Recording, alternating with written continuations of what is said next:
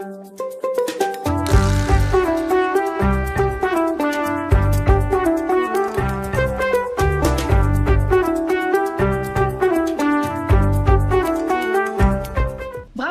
cette magnifique prestation et bravo pour ton courage et merci pour ce moment de partage.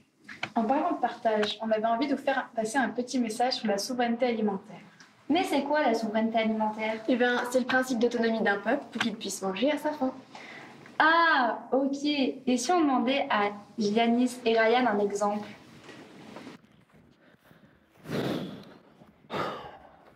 Wow! Ouah, c'est lourd, j'en peux plus. Ça va, arrête de te plaindre. On est bientôt arrivé. Oui, mais arrête de souffler. Moi aussi, j'en ai marre. Et en plus, tu m'aides pas du tout. Tu fais quoi, là? Je regarde comment il tourne, le soleil. Ouais. Qu'est-ce que tu fais, là? Yanis, on avait dit qu'on essayait? Bah c'est ce que je fais, j'essaye. T'as vraiment un poil dans la main. Non, mais je regarde, il faut faire comment pour planter? Je sais pas faire, moi.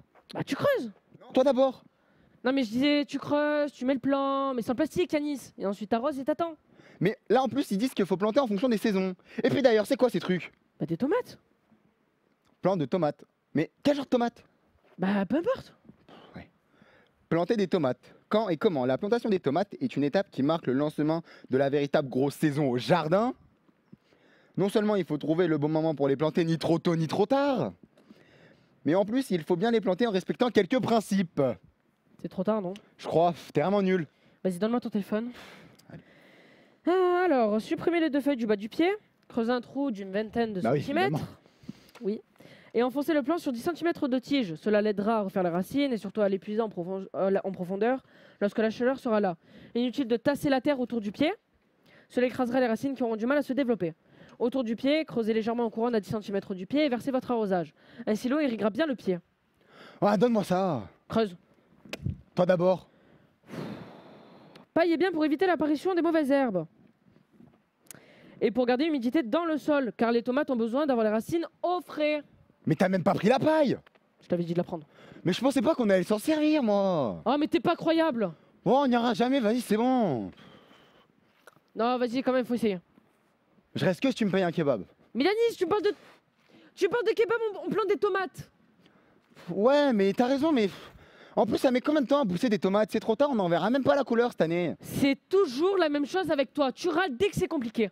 Mais en plus, je vois pas pourquoi on se fait chier. On pourrait aller en acheter au supermarché, c'est plus simple. Mais c'est justement pour ça qu'on avait dit qu'on arrêtait, Yanis. On peut pas continuer de vivre comme ça. Bah...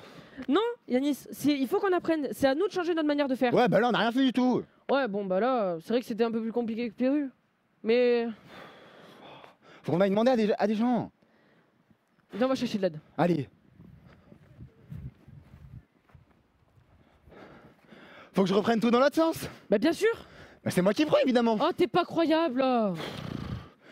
Mais pourquoi t'as pas pensé à la paille? C'est toi, c'était à toi de la prendre. Et alors, si j'y pense pas, t'y penses? Bah non. Nous connaissons quelqu'un qui pourrait les aider. Il s'appelle Gilles. Il est le directeur de Biojardin à Gerzat. C'est un chantier d'insertion dans le maraîchage. Nous sommes allés à sa rencontre. C'est un reportage de l'équipe de Lagarta.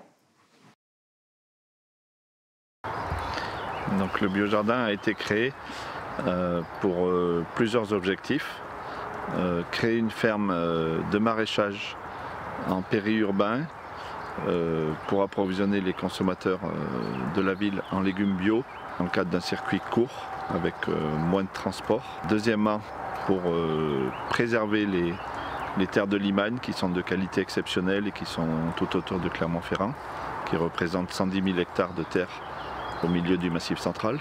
Troisièmement, pour intégrer des gens qui sont en panne par rapport à l'emploi, qui ont du mal pour trouver de l'emploi. Un des objectifs Biojardin, c'est de permettre à ces gens de retrouver un travail, de retrouver les gestes du quotidien dans le travail, travailler en équipe, d'avoir des objectifs, de se former et d'être un tremplin vers l'emploi qu'on appelle durable. Et le quatrième objectif, c'était de créer une structure qu'on essaie de gérer collectivement dans le cadre d'une coopérative et sans but lucratif.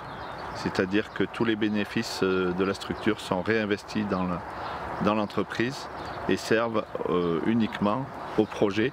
Et on pourrait rajouter un petit cinquième volet où on a voulu créer un lien territorial fort. C'est-à-dire que dans la structure coopérative, on a des collectivités, on a la mairie de Gerzat, on a Clermont Communauté, on a le conseil départemental qui sont rentrés. Et ça, c'est pour ensemble avoir une politique territoriale forte sur le développement de l'agriculture biologique, du maraîchage, de l'insertion, etc. On est tous des salariés, moi je suis un des salariés. On est actuellement 28 salariés. On est 12 permanents, tous les postes clés du quotidien qui font tourner la boîte. Et ensuite on est 14 CDD d'insertion. Alors nous, c'est un concept particulier. Les CDD d'insertion sont à temps plein, voire un peu plus parfois. Ont des contrats qui durent 2 ans au maximum. Et durant ces 2 ans, donc, ils montent en charge dans leur travail et on met en place des formations complémentaires, formations internes, formations externes, pour aller vers leur projet professionnel. Voilà. On met en place plein d'atouts qui vont les aider à réaliser leur projet. Merci beaucoup Gilles pour cette interview vraiment passionnante. On vous invite à aller vous connecter sur leur site internet et à commander leur délicieux panier.